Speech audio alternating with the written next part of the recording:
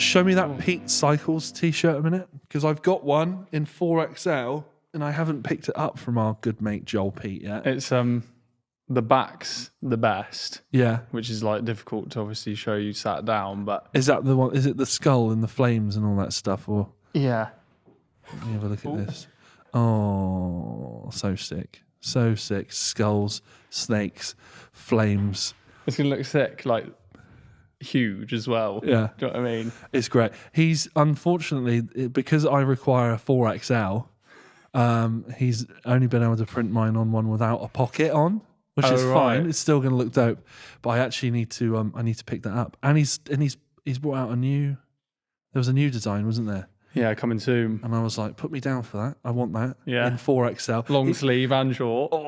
I think I wanted long sleeve, and he's like, sorry, mate, I can only do a short sleeve on that one. Yeah. Which is it's not horrible being a giant, but it's definitely difficult when you see so many like sick clothes and you're like, God, I want that. And then it's like, well, we can maybe print you one in 4XL, but short sleeve. It's like, okay, I'll have it. So will it have that? Just no pocket? Mm. Yeah, so the base shirt that he's printing it on, because it's so big, it's not going to be from that batch. So it won't have a pocket. So it's just going to be a straight flame. That'd be quite cool, though. You'll have the only one. It'll be a custom one-off. Yeah, I do like my one-offs, actually. I've got stuff from Deadhead Candles. Shout out Deadhead Candles from Gloucestershire. They always print me 4XL stuff. Oh, sick. Send it my way. And I'm like, yeah, it's the only one. Yeah. It's the only one. I had a Sick Ones hoodie that was the only 4XL, and I couldn't find it. It's lost forever. Gone. Forever. But yeah. So this T-shirt signifies your you moving into joining the Unchopulars, right? Yeah. Is this what's happening? I don't know. It's like a prospect at the minute, sort of thing. No, they're a good bunch of lads. They are so nice and kind.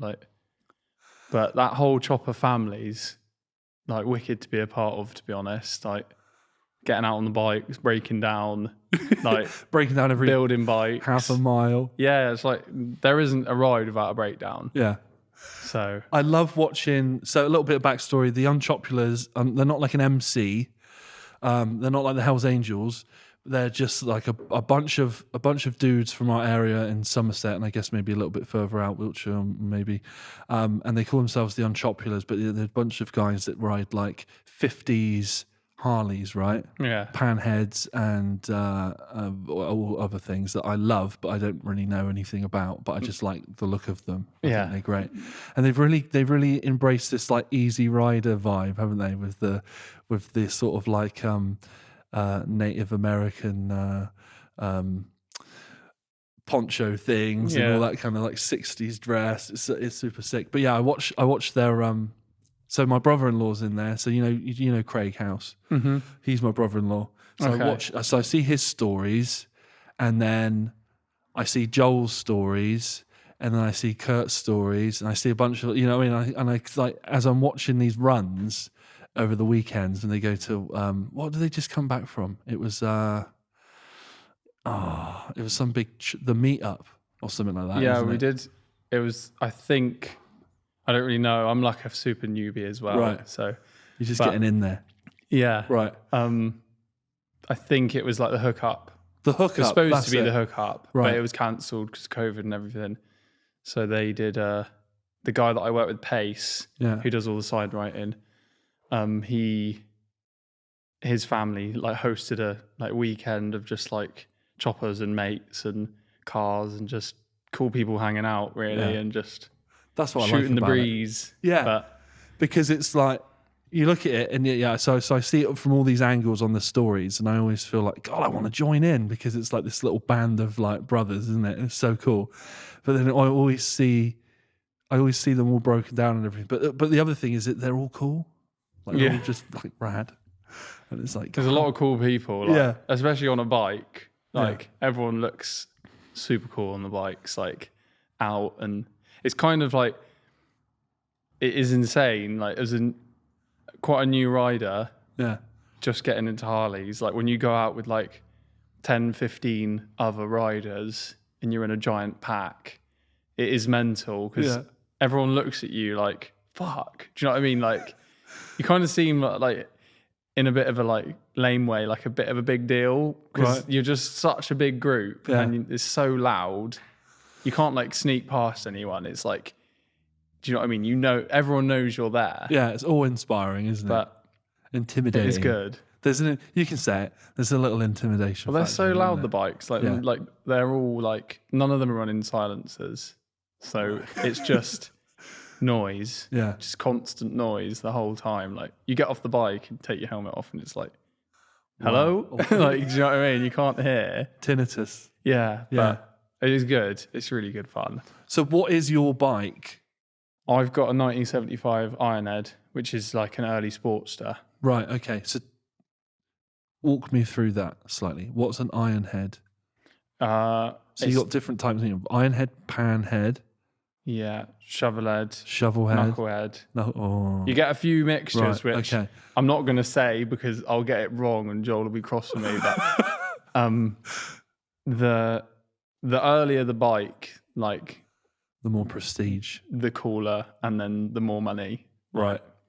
Okay. Panhead's like super cool. Right. But then knuckle is one above that. Right. But then a lot of people run panheads because knuckles are harder to get hold of and all that. It's kind of confusing. Yeah. Like, I was a bit like... But there's like almost like a hierarchical thing there, isn't there? It's a little bit like, oh, he's riding a knucklehead. Yeah, he's the boss, yeah. He's the cool cat. I do like this because everything in life you can have a really deep dive on. Yeah. Even, some people would be into collecting jugs or something.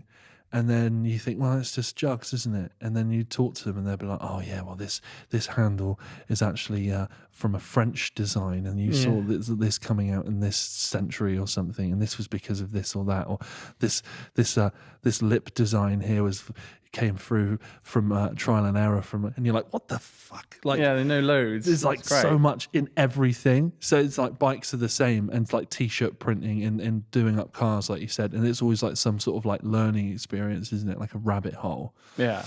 Like when we were doing like podcasts and stuff, it's like we've got these lovely mics, but then we've got these things called fet heads, and they add certain decibels and or like a signal boost, and you get a little bit more sort of clarity out of the microphones. Everything has like a gizmo or something.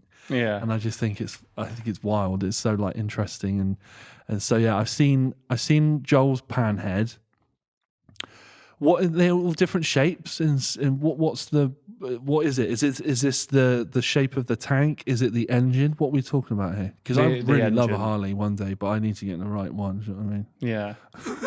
The engine is really like what we're talking about. I suppose this is the whole bike, but you take the motor out and that motor's a panhead motor. Right, okay. Or a knucklehead. Do you know what I mean? It's like, and then you can put that in any frame. And it's still a panhead. But you probably still call it a panhead.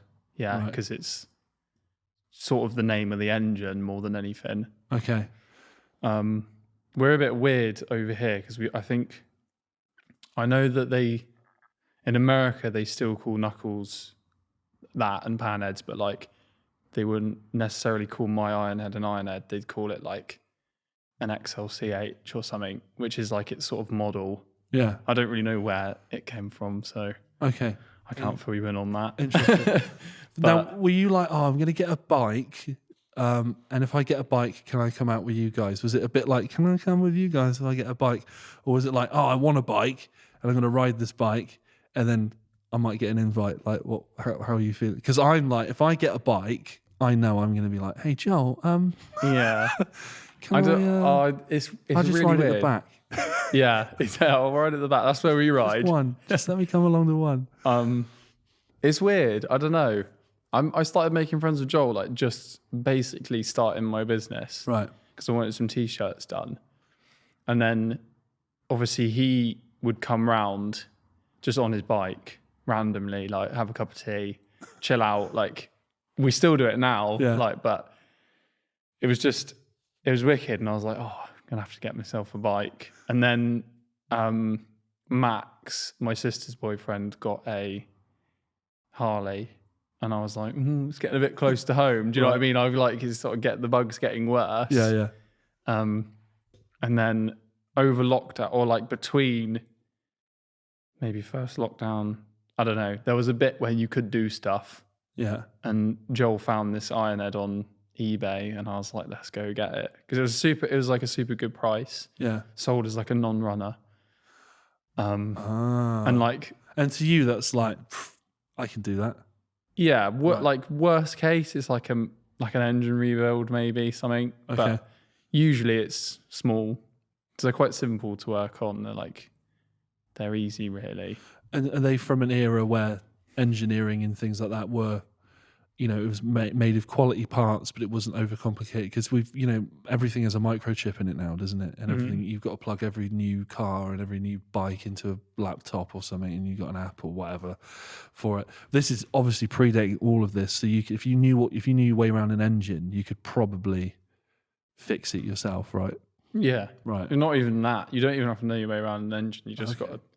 If you knew to check certain things, you can then get away with it, to be honest. They're so simple. They're so old, and they've got like hardly any moving parts, hardly any electronics. It's just the motor and wheels, pretty much. So it's quite easy stuff. Like, if you get one, you'll probably get into it. I would love one.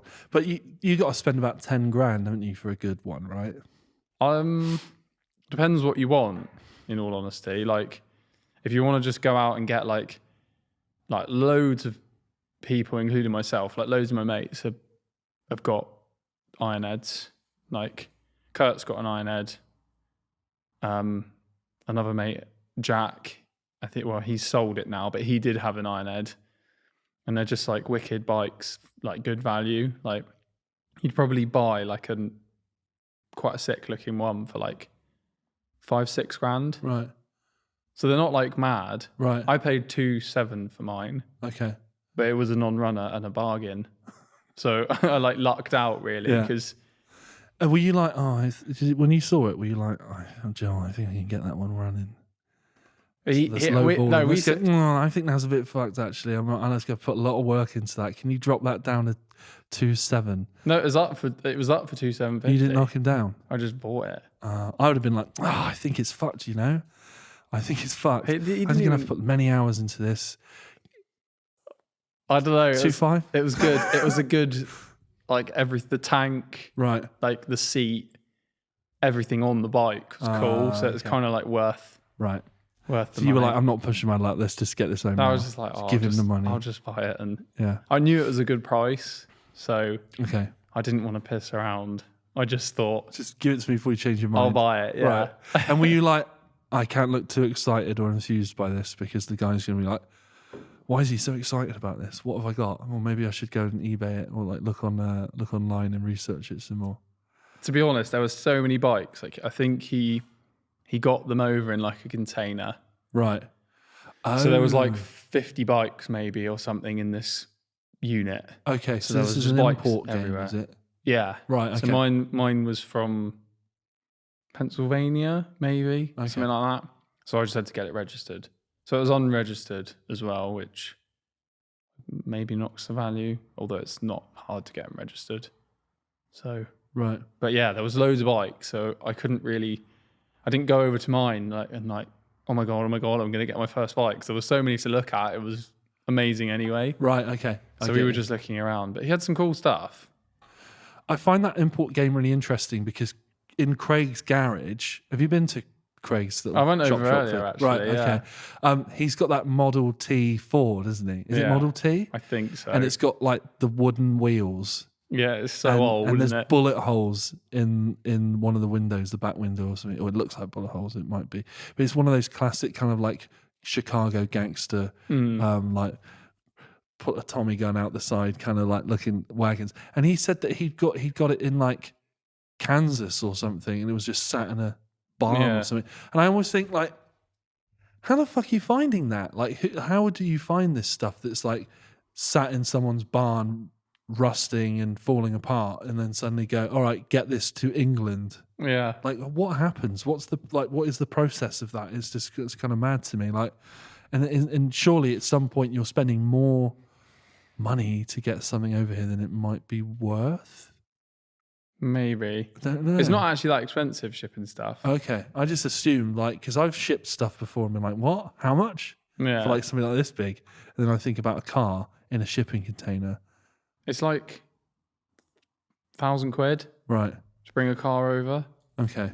Something like that.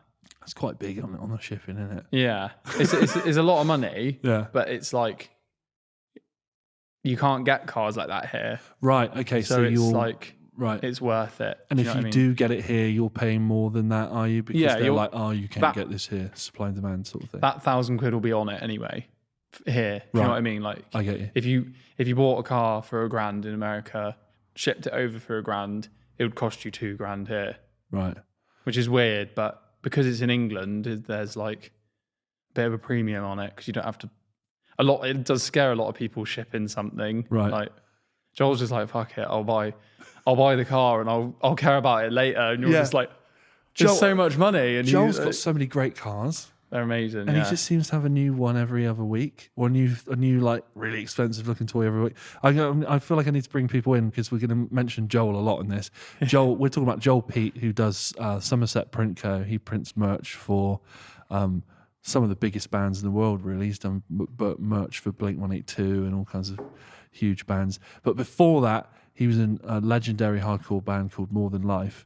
And that's how I met Joel, through music stuff. And then I've just gradually watched him become this like full-blown Harley Davidson nut. Yeah. And it's actually been really cool to see that that journey, that transition. But yeah, I think Joel is like a really good member of that community. Like he's always like bigging people up. I feel like he's always bringing people in, introducing people to like things like yourself. He's like, hey, get involved. Like, here's this thing I found on eBay. Like, come and like, I feel like he really loves it.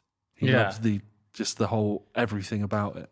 He loves seeing people like out on their bikes. Do you know what I mean? There's nothing he likes more than finding someone a bike and like getting it on the road, building it, whatever, making it work, and then going out for a ride with them. Like, he almost like gives you money towards your project. He's that keen on you getting out. He's like Joe, I've got like, yeah, exactly. Like, hook me up. All right, mate. But like, he helped me so much with mine. Like, I had his carb on my bike for ages. I had like basically the whole front end, had bars. Do you know what I mean? Like, it was just to get mine like looking sort of choppery and on the road. Yeah. I love that. I love that when, like, because I've got a huge CD collection, and it's like sometimes I feel a bit alone in that love, because it's kind of like I took a picture the other day of like my whole second bedroom in my flat is all just my music collection, and I sent a picture to Harry, and Harry was like, "You're a ridiculous man. You've dedicated a whole room to a defunct digital format." Yeah. So I was like, "Oh yeah, right," but. But I do, like, sometimes you can feel a bit alone in something you love. So if someone comes over and they're like, God, look at this, and I love it, I'm like, oh, like, enjoy this with me. Do you know what I mean? Like, oh, have you seen this album or that album? So imagine Joel is like that, just like, come and enjoy this thing with me. Like not everyone's into it. Let's like build a thing. I love that. I really do love that kind of like, it's being a team player, but it's just it's good for the culture, isn't it? It's just bringing people in. Yeah, massively. But I wouldn't have a bike if I didn't know Joel. Yeah. Like, straight, like that group. Obviously, I knew Joel, then got introduced to all the other lads. Yeah. And I wouldn't have a Harley, I don't reckon. Because it's like confidence thing as well for the, like, you to sort of look round and for them to be like, yeah, buy it. Or like, it'll be fine. Because you're like, oh, I don't know anything about it. I don't know if it, like, because he's very much like, get it. Fuck it. Do you know what I mean? It doesn't matter. Like, no snobbery about it. Yeah. It's just cool stuff. It is cool. And then at the end of the day, like, worst case, you can sell it. The amount of times I rung him up, like, I'm selling it, doesn't work because I was broken down. Or for like the early stages, I pushed it more than I rode it, and Harleys are quite heavy. So it's like, do you know what I mean? Like that moment when it doesn't work and you're pushing it, people are beeping at you, waving like as they go past, and you're just like, I'm selling this the whole walk home. I'm selling this. Yeah. But what is the moment which makes you keep it? Is it when you go home and you have a little tinker with it and you try something else and then you get it going? And is it that moment of like, oh yeah, I've kind of earned it? Because there's almost an aspect of like you have to nurture that machine, don't you? Because as we said on the runs, I'm always seeing people like they're broken down. It's always you guys on the side of the road, like all gathered round, like watching someone like trying to kickstart it, or someone's underneath it, or whatever, and it all just looks like proper like lads on tour, just like trying to like, oh, one man down, let's all try and fix this machine. But there's something about that, isn't there? I think, which is like you have this responsibility to like keep this thing running, maintain it. It's like this ongoing thing of like keeping it purring and stuff. And I imagine that once you've gone through those times when you're like, God, I spent so much money and put so much time into this, I just want to ride it and enjoy it, that you have those like learning curves, and then you figure it out. And then it gets running, and I imagine there's like a huge moment of like satisfaction in that, and just like enjoying it while it's running as well. Like, massively. Oh, this is running really beautifully today. I'm just gonna really live in the moment for this, because tomorrow, it might end in tears in a minute. Yeah, so I think it's nice. Yeah, it is nice. So you met Joel through doing some merch.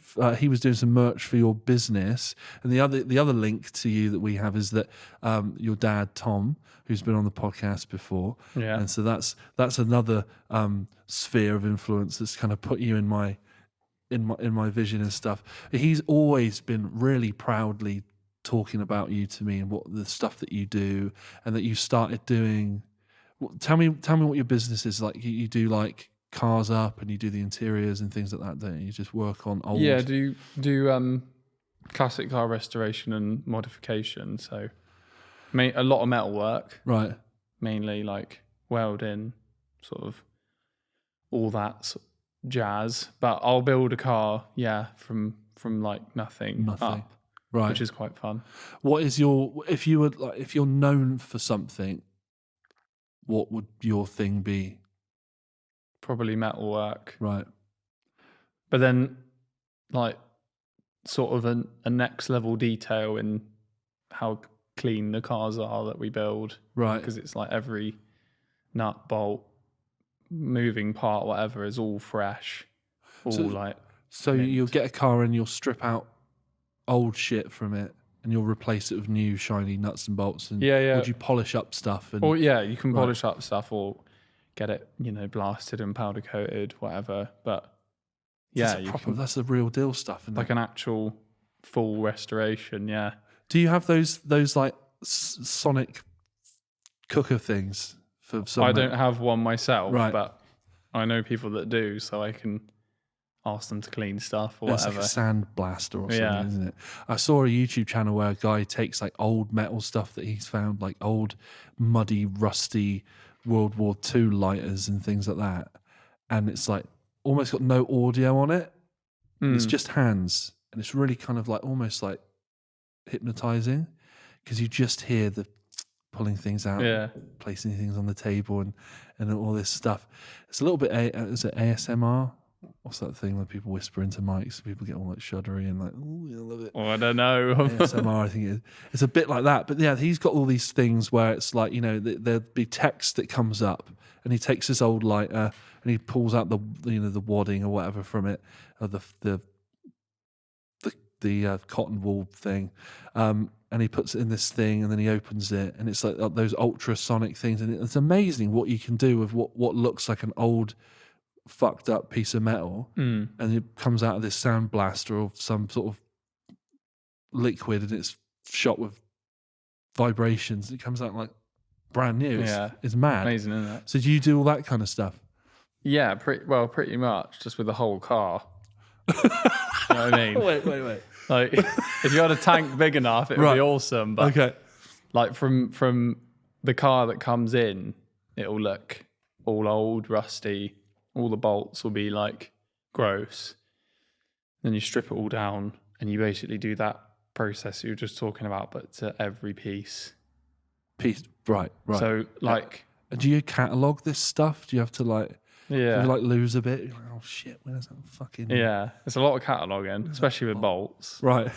To know where they've come from, like certain cars, like,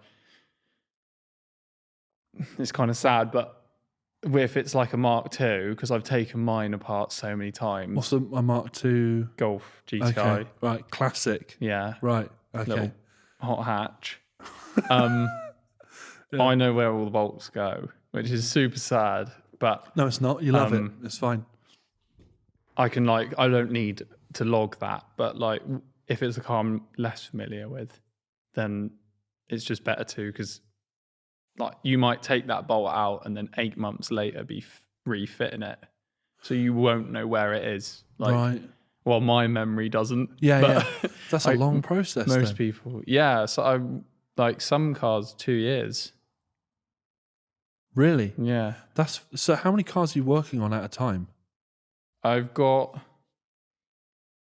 4 on the go at the minute. And so you have to break those down into sections, do you? Of like, okay, well, that one's getting its nuts and bolts blasted off somewhere else, so that's on the back burner now. So this one we're going to do the paint, or we're going to work on the shell or whatever. Yeah. Okay, interesting. Because I was thinking, how do you make enough money if you do like one car every 2 years? Yeah, like, I know. It's mad. Super good payday at the end of that. Right. No, I invoice weekly. Okay. Like just keep it going. So the guys that you do jobs for, they typically kind of got it to, because these are luxury items, aren't they? These are like, I've got so much money, I'm going to do this, get this really talented young guy to like create this thing for me. Yeah, like, it's like a proper, you've either got to love it, yeah, and it's like a hobby thing, you want to do it, you want whatever, or you can sort of slow burn it and just do it over time, but obviously it then does take more money, a lot longer, because you're just spreading it over like years and years, where you could just condense it. It depends how bad it is as well, like rust wise, and it's just a lot of man hours. Interesting. I imagine you get some really eccentric customers. Yeah, I get a lot of people that want stuff doing and don't have any money, so you have to tell them like, this probably isn't for you, because it's like it's not like that I'm expensive. Right. It's just an expensive game. Yeah. Like, and they're paying for your expertise, your time, your equipment, your space, your it's going to sound a bit pretentious, your like artistry, your touch on it. Yeah, it's interesting. Like I said, everything's got such a deep dive on it. How did you get started? Because as we know from, if you want to go check out Jake's dad's podcast, it's Tom McEwan. That's a really good episode. But your dad is a world famous master goldsmith. So again, that is metalwork, isn't it? And jewelry and stuff. But did he have hopes for you joining that sort of family trade, or where was the genesis of your enthusiasm for what you do? Because they're not like worlds apart, because you're still doing stuff with your hands, you're working with metal, you're creating bespoke pieces, or you're taking something old and bringing it up to a new level. When was the moment you were like, actually, I want to do cars? I think cars are I ever since, like, well, mum and dad said my first word was car. Really? So, okay. I don't know. I just obsession from a young age, I guess. I didn't really imagine doing anything else. So always knew I wanted to work with cars, on cars, be around them, whatever it was. Yeah. So like a real nerdy thing, but like I love what dad does. It's insane. Like, and I don't understand how he does it, because he can't see. So do you mean he can't see? Like, he's like, up close, he's got his glasses on, and these little gems are so tiny. Oh, right. And it's just like, how do you put that in there? Do you know what I mean? Yeah. Like magnifying glass on it. But it is a lot of his stuff that he uses is just a tiny version of what I use. Oh. So it's quite sweet. Like, he's got these proper small little neat hammers, and it's all lovely. And then I've just basically just got a bigger version at work, because I'm just hitting a bigger piece of metal. So like you said, it's very much the same sort of thing. Yeah. Just creating a different thing at the end of it, I guess. It's like metalwork. He's a goldsmith.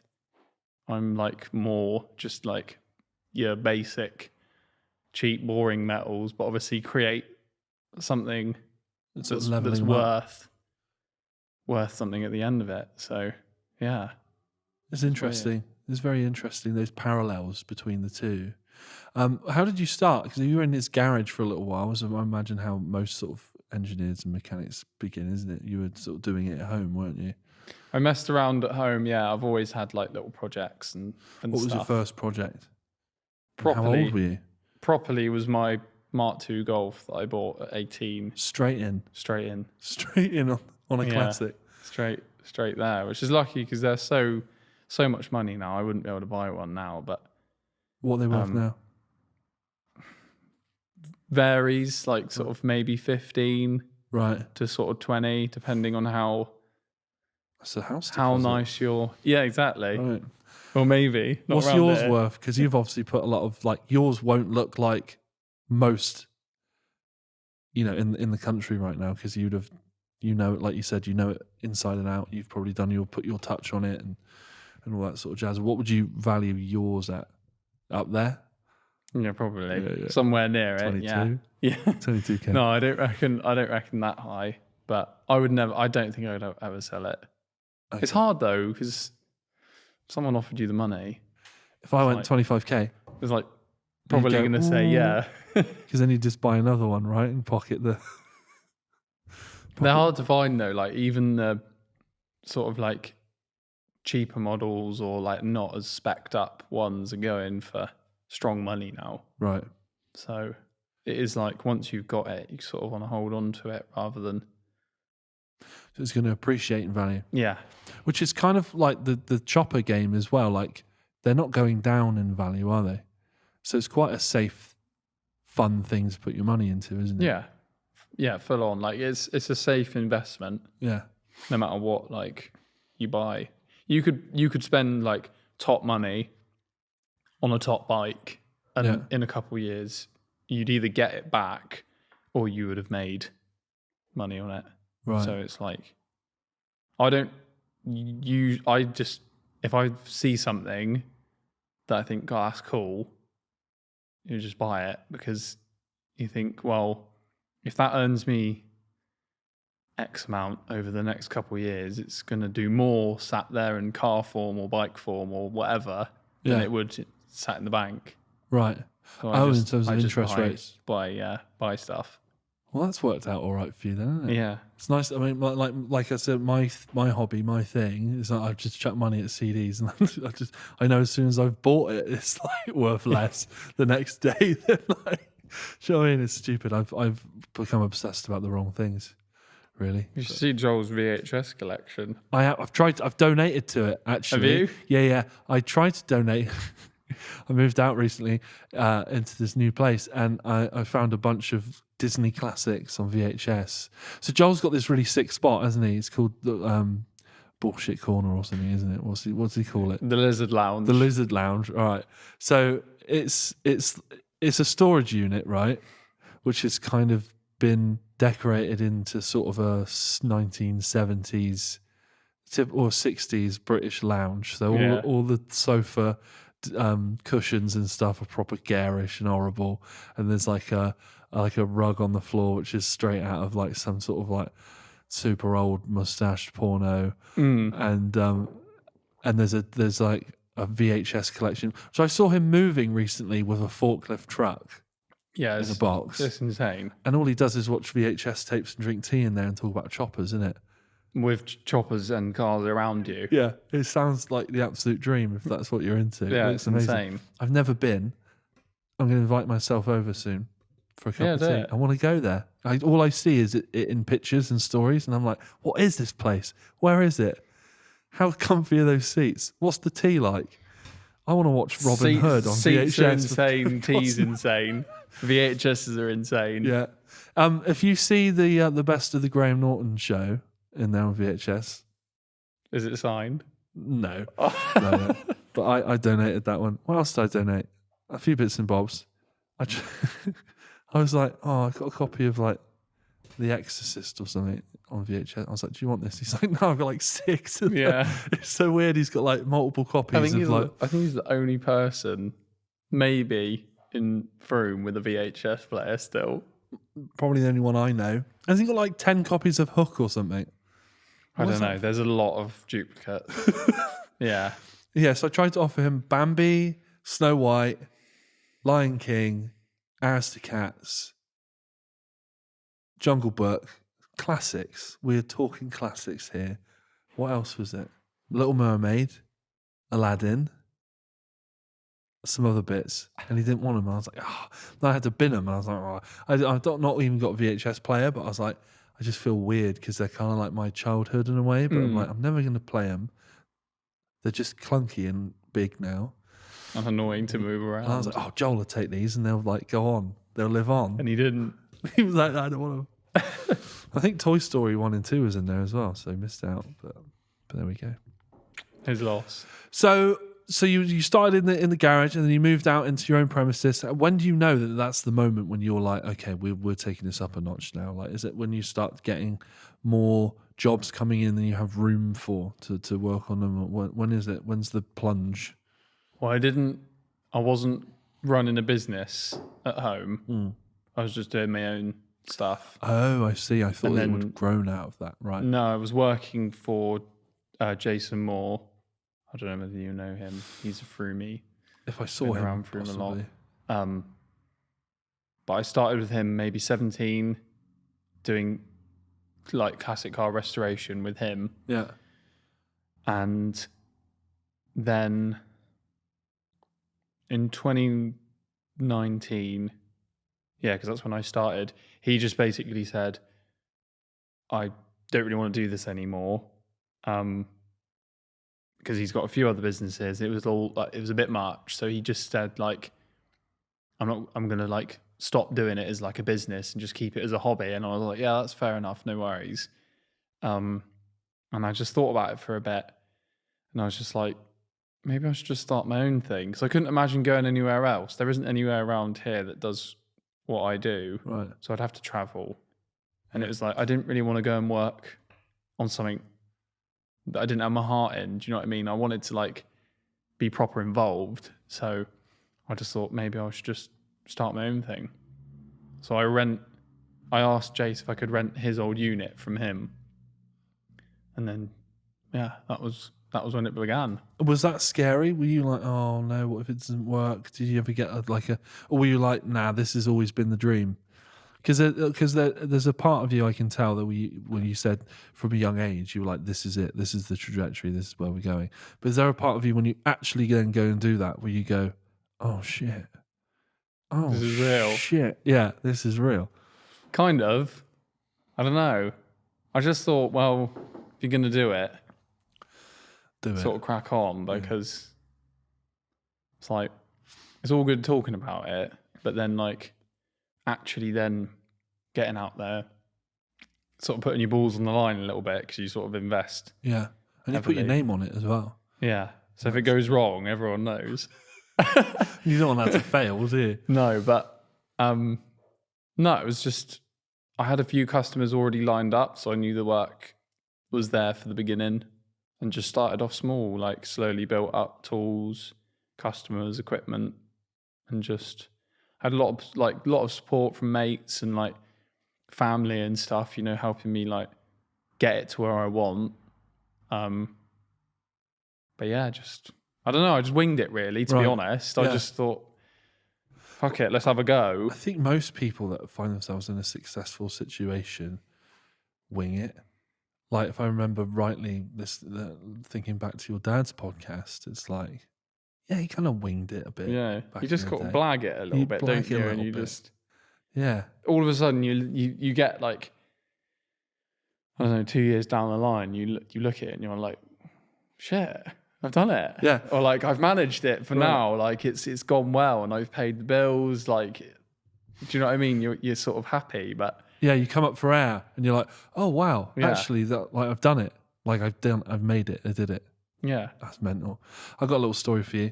In the 60s, my grandfather had a Hillman estate, red Hillman estate. I don't know how classic you go with your cars. Do you go back that far, like Morris Minors and Hillmans and stuff like that?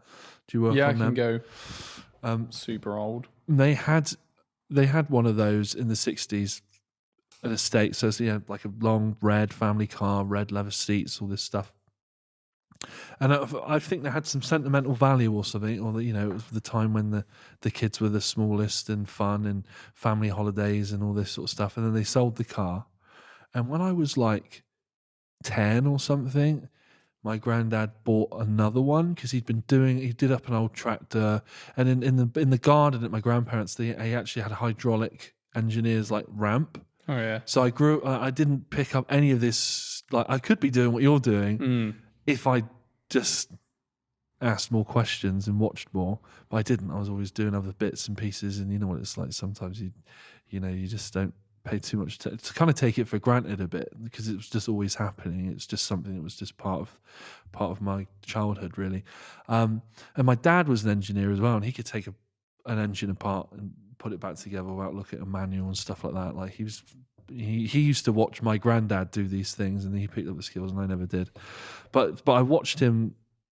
I watched these cars kind of build up over time into like these like pristine like recreations. Do you know what I mean? Like he's done them up, restored them, and so I think when I was about 10, he went to a scrapyard, and there was the shell of a Hillman estate.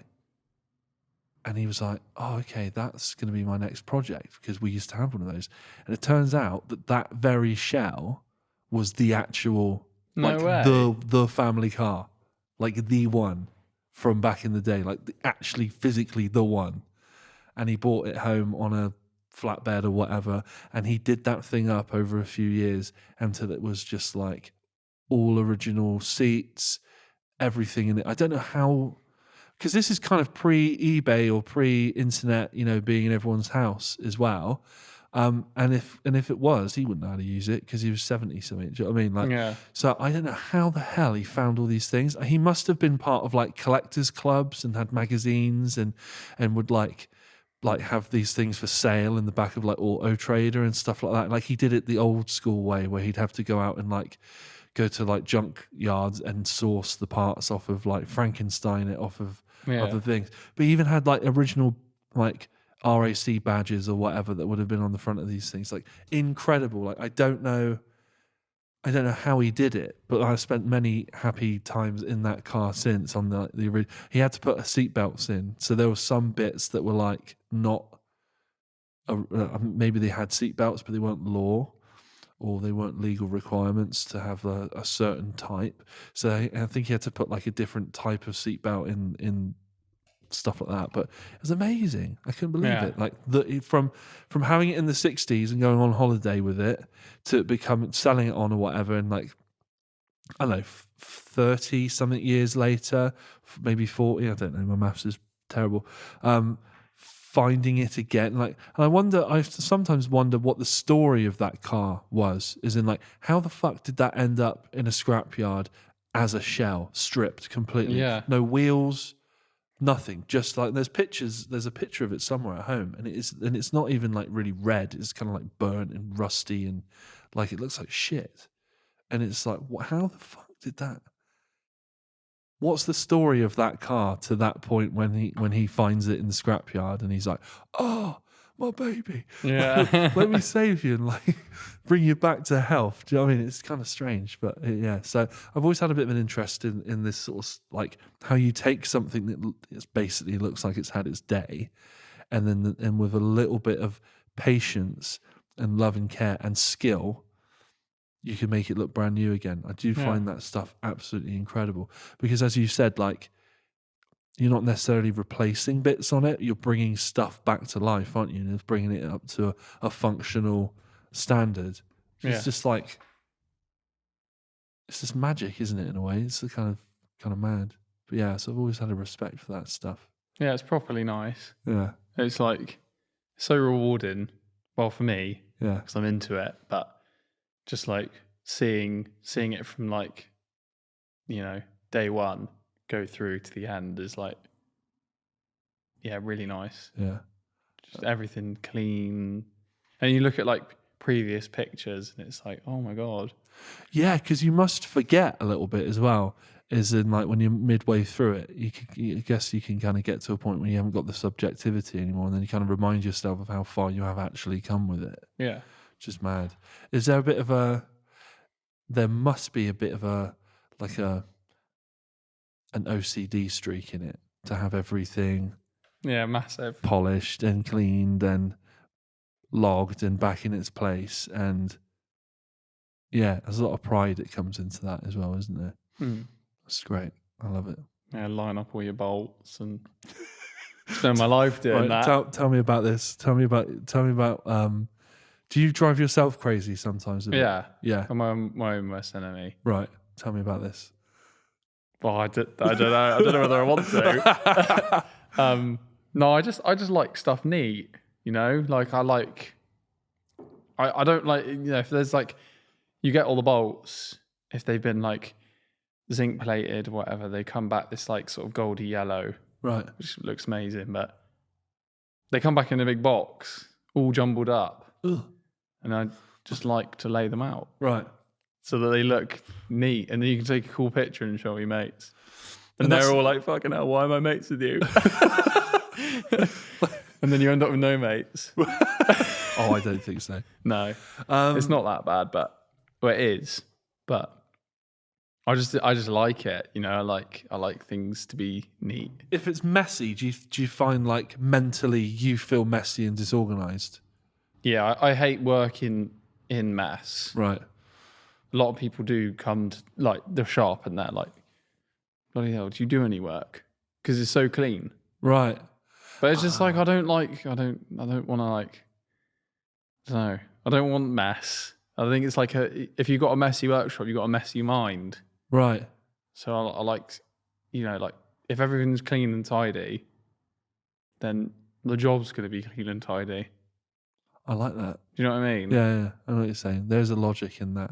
So, but then you can kind of look at. It's weird, isn't it? Because there's like a really famous thing with Albert Einstein's desk on the last day he was alive. They've not touched it, and it's a fucking mess. Yeah, it's absolutely atrocious. But then you look at how his mind operated. But I guess it does. I mean, that's a busy mind, isn't it? Einstein. Yeah. So I'm guessing. Yeah. So if you got a very clean and tidy and thorough, logical workspace, then you can probably does reflect on your thought patterns and how your mind navigates this stuff. It's awesome. Yeah. So when's the next ride? Because the weather's closing in. I don't know. Do you start to get a bit bluesy when that happens? Because I know they do. All the cool cars go away, all the cool bikes go away, and you just 6 months of driving around in boring cars. And all I see then is posts of like summer, really rad summer times. Yeah. Actually, we should shout Joel's book out. He's just bought a new book out of his photography. So cool. Which is really good. I've always been a fan of his. I mean, I'm not saying I discovered him or anything weird like that, but I sort of noticed that he had a really keen eye for good, candid, almost documentary style photography of like capturing the moods of a good time or there's often when I look at the stuff he posts, I think, oh yeah, I'd love to be there because he does capture a mood so well. Yeah. And I said to him like, you're great. You should really get more into photography. And I'm not saying he's done that because I've said anything, but it's been really nice to see that he's actually embraced the fact that he's got a catalogue of some really rad photos, which I just thought that he was mainly taking for himself and just to pop on Instagram. But it's been really nice to see that he's taken that a step further and he's collected them into this volume, which is now on volume 1.2 or something, isn't he? He released that today. He did one and then he did another one with more photos in. Yeah, more bits in that. And I think that's really cool. And I love the fact that he's documenting it and then compiling it into a physical thing, because I actually think he's a very talented photographer. Yeah. And like you say, it's wicked. Like if you're just pissing about with mates and then he sort of captures that moment, it's quite nice because you don't know it's happening, and then you look back and you're like, oh, actually that was lush, that moment. And then you're kind of reminded, especially now he's brought out the book, we can all look back and like there's some seriously cool photos. and everyone loves it. It makes everyone feel happy. Yeah. Do you know what I mean? Like, even people that don't like photos taken of them, when they see that, like, a happy photo of them, that they do like it. Yeah, he's really good at capturing a warmth as well. Like he's good. Like, I don't know what it is about his eye, but he's got a real knack for capturing a moment, and then obviously deciding which moment to show people as well. That's the other skill. And I just find that the whole choppers thing, and like you follow him in your is that another Golf, isn't it? That yellow. No, what's it you drive with them in? I got a old camper van thing. VW camper van thing.